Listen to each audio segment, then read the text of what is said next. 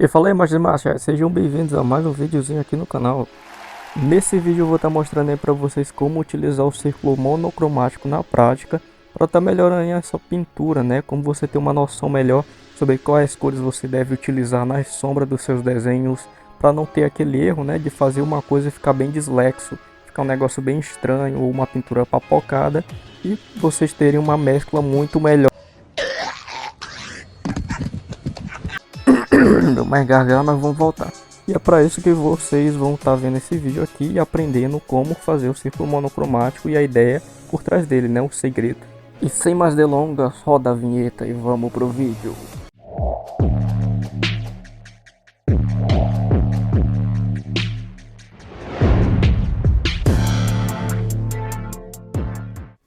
E vamos fazer o círculo monocromático. Primeiro procurem alguma coisa redonda aí, tá? Vocês podem utilizar uma caneta e vão fazer um círculo. Primeiro vocês vão fazer um círculo. Logo após ter feito o círculo, marca o centro dele. E daí vocês vão partir ele em dois sentidos. Uma vertical e outra horizontal. E depois de ter feito isso daí, vocês vão fazer o seguinte. Nós vamos começar a pegar a régua aí e marcar duas linhas dentro de cada área dessa, tá?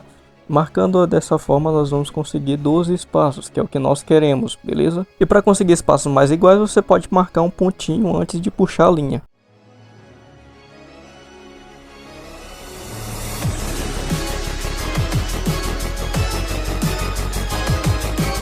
E agora voltando, vamos estar utilizando um lápis aí para marcar duas áreas, tá? Dois formatos circulares por dentro desse círculo monocromático.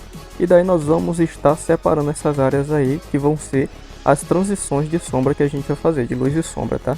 Uma dessas áreas vai ser a mais escura, outra vai ser a área mediana e a próxima do centro ali vai ser a área mais clara, tá? Do nosso círculo monocromático. Bom, feito isso, pessoal, vocês vão estar utilizando alguma coisa aí para marcar uma espécie de meio aí nesse círculo, tá? Que nós vamos dividir em duas áreas. Uma vai ficar com 6 para cima, para a parte de cima, e 6 para a parte de baixo. E isso a gente vai fazer para dividir as cores quentes das cores frias, tá? Aí uma área se marca como sendo as cores quentes, que vão ficar ali naquela região, e na outra vai ser as cores frias. E passou o mosquito ali. Ah, Zé da Manga!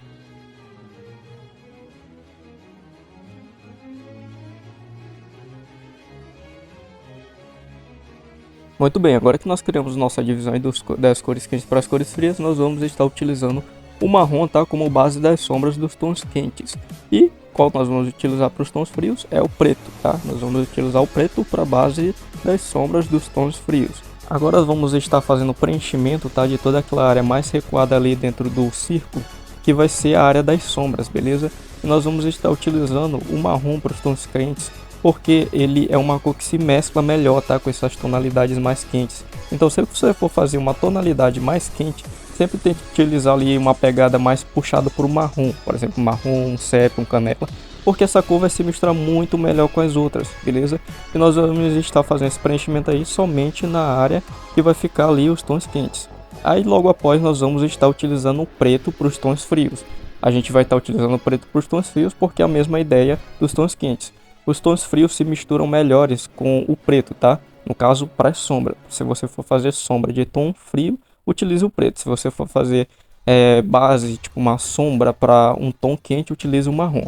E é com essa ideia aí que eu faço a aplicação, né, da coloração dos meus desenhos. Como por exemplo, nesse desenho de One Piece aí, nas partes que eu utilizei o vermelho aí, eu utilizei uns tons de marrom, beleza? Eu utilizei os tons de marrom como uma base das sombras, vocês podem até ver aí durante o vídeo, durante o processo. Então vocês podem ver que eu não estou mentindo, né, sobre isso. Vocês podem ver que eu sempre vou utilizar o preto para base de tons frios e o marrom para base de tons quentes. E agora voltando aqui, né, nós vamos começar a fazer o preenchimento dos tons primários, tá, sobre essas cores aí. Eu vou começar com o azul ali, tá, naquele ponto específico, deixando dois espaços ali, tá, pro lado direito. Dois espaços que vai estar com base de preto, tá bom? Para mim depois fazer a aplicação de outras tonalidades, beleza? Eu quero que vocês façam do mesmo jeito que eu fiz aí, tá bom? No mesmo local que eu apliquei o azul, vocês também vão aplicar. Aquilo que eu fiz ali no canto da folha foi para demonstrar também uma coisa aí que muitos de vocês já sabem, né? Que um único lápis consegue gerar três tonalidades diferentes. Uma tonalidade média, uma tonalidade forte, uma tonalidade fraca. Eu falei na ordem errada, mas ignore. Burro! Burro! Burro! Voltando aqui, vocês vão dar 3 espacinhos aí, tá? Depois de ter feito a aplicação do azul, variando a tonalidade. E agora nós vamos para outra tonalidade primária, que seria o vermelho. Quer dizer, dizem que o vermelho é uma tonalidade primária, mas a verdade é que é o magenta, tá, gente? Mas vamos continuar, segue o baile. Nós vamos fazer essa aplicação aí, fazendo aquela variação de tom, tá? Aquela variação de pressão com o lápis, para nós conseguirmos 3 tonalidades diferentes. Uma escura, uma mediana e uma clara. E é justamente isso que vocês vão fazer, tá? Nas partes que tem sombra, vocês vão apertar mais, beleza? Que é para mesclar mais com a sombra que nós construímos ali para ele. E depois nós vamos fazer uma tonalidade mediana e a última bem fraquinha, tá? Bem clarinha. Depois vocês vão dar mais 3 espacinhos aí, tá? Sempre dá 3 casinhas e começa a fazer o outro tom primário. Aí nós já estamos fazendo a aplicação com o amarelo agora. E lembrando de fazer essa variação de peso, beleza? A primeira ali eu apliquei com bastante força, a segunda com tom mediano e essa última bem fraquinho mesmo, tá?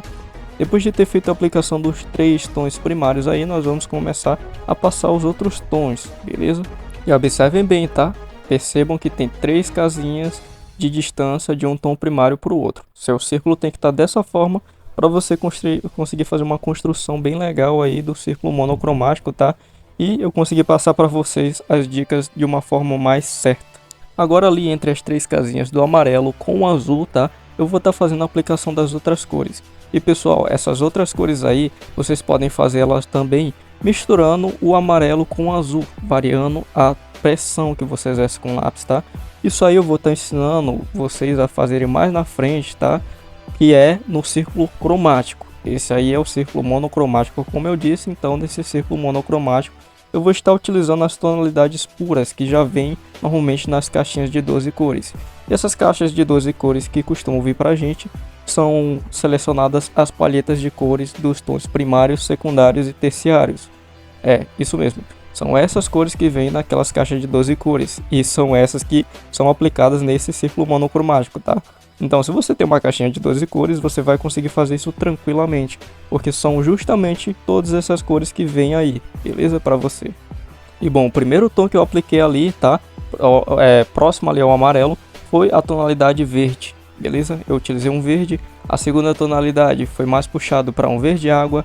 A terceira tonalidade foi mais puxada para um azul cobalto, beleza?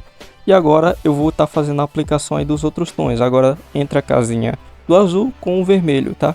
Vocês vão fazer selecionando as seguintes cores: o roxo, o carmim e o fúcsia. O fúcsia é uma tonalidadezinha bem próxima aí do rosa chiclete, tá? Que vocês conhecem. E esses tons aí que nós vamos estar utilizando. Bom, com o roxo nós já vamos fazer ali do lado do azul, beleza?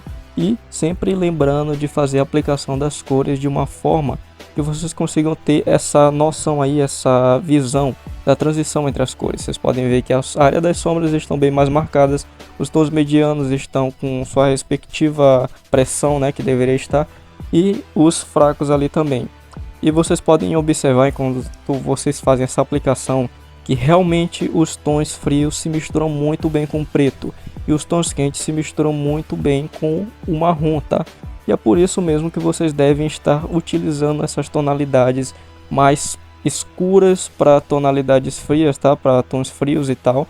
E os tons para os tons quentes aí estarem utilizando tons de marrom, beleza?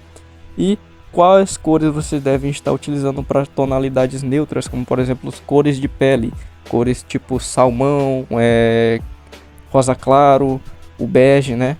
Então, para essas tonalidades vocês vão seguir uma ideia de mistura, tá? Uma mistura entre esses dois estilos, entre o marrom e o preto, porque na pele é uma coisa mais variada. Eu vou estar aprofundando mais esse assunto aí futuramente, tá? Com vocês, para vocês entenderem melhor quais cores vocês devem estar utilizando para sombra, porque tem como você fazer muita mistura e fazer vários estilos diferentes de pele, beleza? Então eu vou ficar devendo para vocês aí um tutorial de pele, beleza? E um tutorial de pele que a gente vai ver como fazer vários tons diferentes de pele, tipo peles mais claras até peles mais escuras, tá?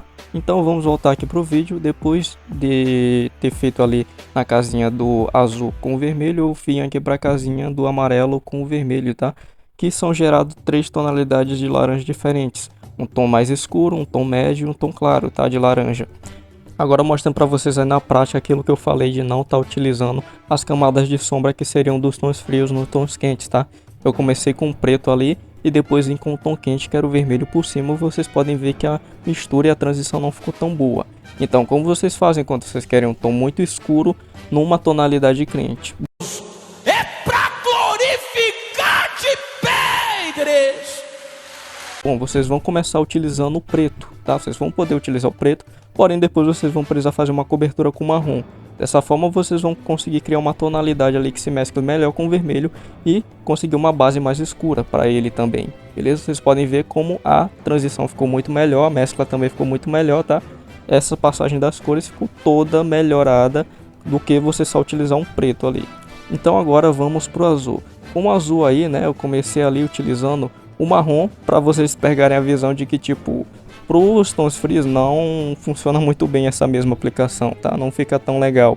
Então, tipo, eu utilizei o marrom e depois o azul e vocês podem ver que ficou uma mistura bem dislexa, ficou um negócio bem estranho mesmo, bem estranho e complicado de estar mesclando. Depois eu comecei ali tentar fazer a mesma coisa que eu fiz no vermelho, tá? Utilizar um tom mais escuro que foi o preto e depois vim com o marrom e fazer a mistura. Também não dá muito certo, tá? Quando vocês forem utilizar tons frios, usem simplesmente o preto, tá bom? Ele sozinho consegue fazer toda uma transição legal das cores e uma mescla bem suave, ó. Vocês podem ver, só com preto já é o suficiente. Então é basicamente isso e espero que vocês curtam o vídeo aí. Eu vou deixar rodando e vocês podem ver aí durante o processo do vídeo, né? Como eu fui fazendo essa aplicação e que eu realmente utilizei essa teoria aí do círculo monocromático para fazer a pintura do meu desenho. Seja nas partes de tons frios ou nas partes de tons quentes. Vocês vão ver que eu fiz essa aplicação nesse desenho específico. Bom pessoal, era isso que eu tinha para passar aí para vocês, tá? E eu trouxe justamente nesse vídeo porque ele tem muitos tons quentes e tons frios e vocês podem ver durante o processo a aplicação desse círculo monocromático na prática, que eu segui a arisca, tudo que eu falei ali, utilizando tons pretos para as tonalidades frias, tá? As sombras, e os tons de marrom para as bases de sombras dos tons quentes. Bom pessoal, também vou estar aproveitando esse videozinho aqui para estar falando para vocês aí como eu fiz a construção desse desenho, né? Para você que quer fazer fanart e tal. Existe uma forma bem simples que é basicamente você juntar algumas referências, por exemplo, referências de personagens, referências de pose, umas ideias de coloração que você quer fazer na aplicação do seu desenho, e foi basicamente isso que eu fiz. Eu fui buscando algumas imagens de One Piece, eu peguei ali os model sheets dos personagens, que é basicamente aquela construção que o criador faz na hora de desenvolver um personagem, que são algumas variações de poses de rosto e de corpo. A construção da pose dos personagens também foi mais tranquila, porque a dubladora me mandou ali a foto, né, que ela queria, que era com os dubladores, né, que ela queria que eu fizesse basicamente os personagens nas respectivas poses de seus dubladores.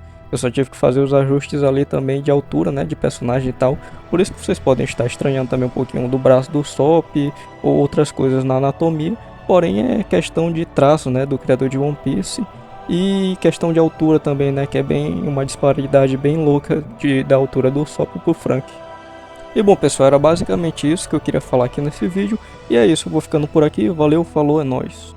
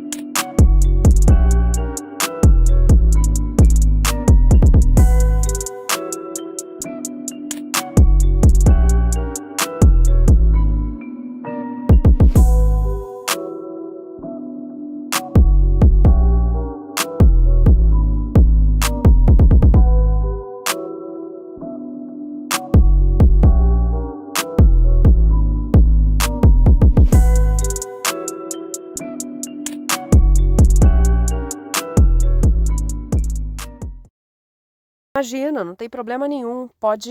Desculpa eu não estar respondendo, é porque eu tô gravando aqui e ainda tô com uma gripe. Não tem problema não, pode botar lá no canal.